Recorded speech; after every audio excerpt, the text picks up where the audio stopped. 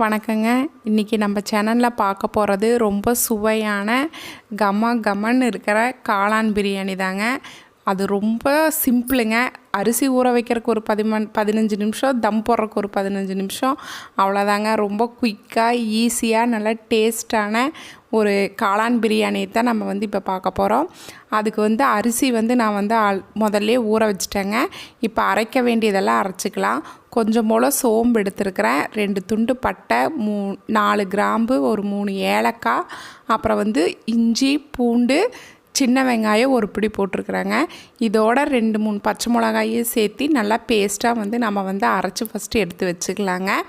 இந்த மாதிரி அரைச்சி வச்சு செய்கிறப்போ டேஸ்ட்டும் நல்லாயிருக்கும். உங்களுக்கு இந்த ரொம்ப மசாலாலாம் இல்லாமல் நார்மலாக நம்ம வீட்டில் செய்கிறது மாதிரியே ரொம்ப நல்லா இருக்குங்க. கண்டிப்பாக இது மாதிரி ட்ரை பண்ணி பாருங்கள். இப்போ ஒரு பாத்திரத்தில் எண்ணெய் விட்டுட்டுருக்கேன். எண்ணெய் நல்லா காஞ்சதுக்கு அப்புறமா நான் ஸ்பைசஸ் எல்லாம் சேர்த்துருக்குறேங்க. பட்டை, கிராம்பு, ஏலக்காய், பிரிஞ்சி இலை, அன்னாச்சி பூ, மராட்டி மொக்கு, அப்புறம் கல்பாசி சேர்த்துருக்குறேங்க. இது எல்லாத்தையும் சேர்த்து எண்ணெயில் வதக்குனதுக்கப்புறமா நம்ம பெரிய வெங்காயம் பொடி பொடியாக கட் பண்ணதை சேர்த்துருக்குறோம். வெங்காயம் நல்லா வதங்கணுங்க. பிரியாணிக்கு வெங்காயம் எந்த அளவுக்கு வதங்குதோ அந்த அளவுக்கு உங்களுக்கு பிரியாணிக்கு ஒரு நல்ல ரிச் டேஸ்ட்டு கொடுக்குங்க. இப்போ நம்ம அரைச்சி வச்சுருக்கிற பேஸ்ட்டை இதோட சேர்த்துக்கலாம். இந்த எண்ணெயில் இஞ்சி பூண்டு வதங்கி அந்த எண்ணெயோடு சேர்ந்து கலந்து வர்றப்ப தாங்க உங்களுக்கு பிரியாணிக்கு ஒரு நல்ல ஒரு ஃப்ளேவர் கொடுக்கும். சில பேர் கடைசியாக போடுவாங்க. அது போடுறது வேஸ்ட்டு. ஏன்னா எண்ணெயோடு சேர்ந்து அந்த மசாலா கலந்து வந்தால் தான் உங்களுக்கு சாதத்தோடு சேர்ந்து நல்லா கலந்து வரும் உங்களுக்கு. இப்போ தக்காளி, பச்சை மிளகா, புதினா, கொத்தமல்லி எல்லாத்தையும் சேர்த்துக்கலாம். எல்லாத்தையும் சேர்த்துட்டு ஒரு 2 நிமிஷம் போல் கலந்து விடலாங்க. இப்போது தேவையான அளவுக்கு உப்பு சேர்த்துக்கோங்க. நான் இந்த வெங்காயம் இதெல்லாம் தக்காளி எப்போவுமே தக்காளி சேர்த்தணுன்னு உப்பு போட்டோம்னா தக்காளி கொஞ்சம் சீக்கிரம் வதங்கிடும். அதனால தான் தக்காளி போடுறப்போ உப்பு சேர்க்குறதுங்க. இப்போ எல்லாத்தையும் சேர்த்து நல்லா வதக்கிக்கலாங்க. இப்போ பாருங்கள் எந்த அளவுக்கு எண்ணெய் பிரிஞ்சு நல்லா மேலே இருக்குதுன்னு. இப்போ உங்களுக்கு காரத்துக்கு தகுந்த மாதிரி தனி மிளகாத்தூள் மட்டும் சேர்த்துக்கோங்க. ஏன்னா நான் மசாலாலாம் முதல்ல அரைச்சிருக்கிறேன்.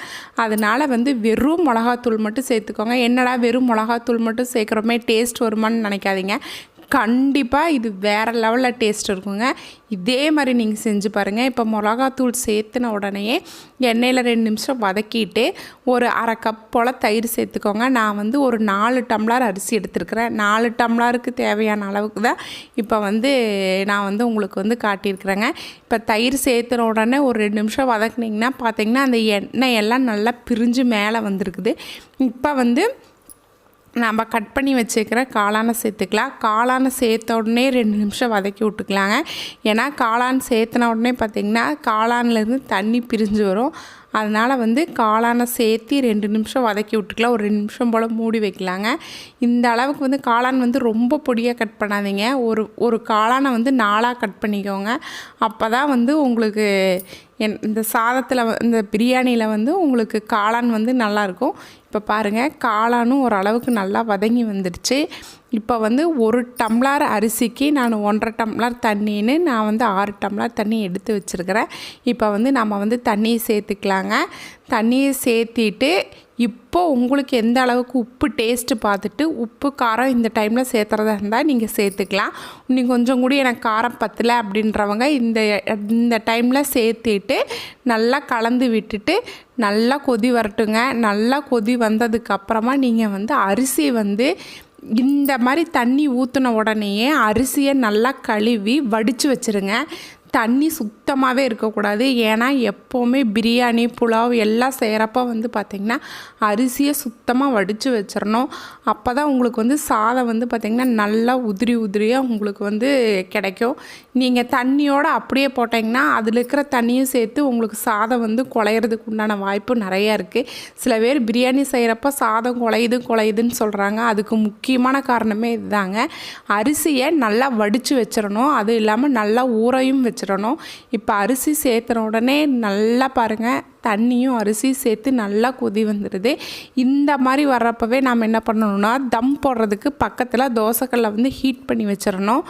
ஹீட் பண்ணி நல்லா கல் ஹீட் ஆன உடனே அடுப்பை சிம்மில் வச்சு ஒரு 5 நிமிஷம் கழித்து நீங்கள் ஆஃப் பண்ணிட்டீங்கன்னா ஒரு 10 நிமிஷம் கழித்து ஓப்பன் பண்ணுறதுக்கு உங்களுக்கு சரியாக இருக்குங்க. இப்போ இந்த பாருங்க அரிசி தண்ணி எல்லாம் முக்கால்வாசி கலந்து எல்லாம் சேர்ந்து வந்துருச்சு. இப்போ வந்து லெமன் ஜூஸ் விட்டுக்கலாம். அதே மாதிரி ஒரு ஸ்பூன் நெய்யும் விட்டு நல்லா கலந்து விட்டுட்டு நம்ம வந்து ஒரு வாழை இலையை மூடி நம்ம வந்து தம் போட்டுடலாங்க. இப்போ மேலே போல் மறுபடியும் வந்து கொஞ்சம் புதினா தலையும் கொத்தமல்லி தலையும் நம்ம வந்து சேர்த்துக்க போகிறோம். இப்போ பாருங்கள் எந்த அளவுக்கு சாதம் வந்து நல்லா ரெடியாக வந்துருக்குன்னு. ஏன் லாஸ்ட்டில் வந்து நெய் 2 ஸ்பூன் ஊற்றுறோம் அப்படின்னா அந்த பிரியாணிக்கு வந்து நல்லா ஒரு ஃப்ளேவர் கொடுக்குங்க உங்களுக்கு. இப்போ வந்து மீதம் இருக்கிற புதினா கொத்தமல்லி தலையை வந்து சேர்த்துக்கலாம். சேர்த்துட்டு ஒரு கிளறி விட்டு மேலே வந்து ஒரு வாழை இலையை மூடி நம்ம வந்து தம் போட்டுடலாங்க. இந்த டைமில் தம் போட்டீங்க அப்படின்னா உங்களுக்கு சாதம் வந்து அடி பிடிக்காது. இல்லை இன்னும் கொஞ்சம் தண்ணி சுண்டட்டும்னு நினச்சிங்கன்னா கண்டிப்பாக நீங்கள் தம் போடுறப்ப வந்து சாதம் வந்து அடி பிடிக்கிறதுக்கு உண்டான வாய்ப்புகள் வந்து நிறையா இருக்குங்க. அதனால் இந்த மாதிரி பபிள்ஸ் வர்றப்பவே நம்ம வந்து இலையை மூடி நம்ம வந்து தம் போட்டுட்டோம் அப்படின்னா உங்களுக்கு சாதத்துக்கு தண்ணிக்கும் கரெக்டாக இருக்குங்க. இப்போ இலையை வச்சு மூடி நீங்கள் தம் போடுறப்ப பார்த்திங்கன்னா அந்த வாழை இலையோட ஃப்ளேவரும் வந்து இந்த பிரியாணிக்கு ஒரு நல்லாயிருக்கும். இப்போ வந்து நான் முதல்ல தோசைக்கல் வந்து ஹீட் பண்ணி வச்சுருக்குறேங்க. இப்போ வந்து நம்ம பாத்திரத்தை எடுத்து நம்ம வந்து அது மேலே வச்சு அதுக்கு மேலே ஒரு வெயிட் வச்சிடலாம். பாருங்கள் அடுப்பை வந்து சிம்மில் வச்சிடலாம். இப்படி சிம்மில் வச்சு ஒரு 5 நிமிஷம் கழித்து ஆஃப் பண்ணிவிட்டு ஒரு 10 நிமிஷம் கழித்து நீங்கள் ஓப்பன் பண்ணிங்கன்னா நல்லா உதிரியான பளபளன்னு உங்களுக்கு வந்து பிரியாணி வந்து ரெடி ஆயிருங்க. இப்போ பாருங்கள் நான் வந்து ஓப்பன் பண்ணி காட்டுறேன். இப்போ வந்து இலையை வந்து மேலே எடுத்துடலாம். எடுத்துகிட்டு உங்களுக்கு சாதம் பாருங்கள் எந்த அளவுக்கு உதிரியாக வந்திருக்குன்னு. இந்த மாதிரி பிரியாணி மட்டும் நீங்கள் செஞ்சீங்கன்னா ரொம்பவே நல்லாயிருக்குங்க. அதே மாதிரி நம்ம கல்யாண வீட்டுக்கெல்லாம் பார்த்தீங்கன்னா கண்டிப்பாக வந்து பிரியாணி போடுவாங்க. என்னடா இவ்வளோ டேஸ்ட்டாக வருது, நம்ம வீட்டில் இவ்வளோ வரமாட்டேங்குதுன்னு நினைப்பீங்க. கண்டிப்பாக இந்த மாதிரி செஞ்சு பாருங்கள். நீங்கள் கல்யாண வீட்டில் போடுற பிரியாணியை விட இது ரொம்பவே நல்லா டேஸ்ட்டாக இருக்கும். உங்களுக்கு ரொம்ப பிடிக்கும். எங்கள் வீட்டில் எங்கள் பாப்பாவுக்கு இந்த மாதிரி செஞ்சால் ரொம்ப விரும்பி சாப்பிடுவோம் அப்படிங்க. இன்றைக்கி அவள் ரொம்ப அடம் பிடிச்சி கேட்டான்னு சொல்லிவிட்டு நான் வந்து இன்றைக்கி அவளுக்கு லஞ்ச் பாக்ஸ்க்கு வந்துக்கு நான் வந்து காளான் பிரியாணி வந்து செஞ்சு ரெடி பண்ணி கொடுத்துருக்கேன். அதைத்தான் உங்களுக்கு வீடியோவும் போட்டிருக்கேன்.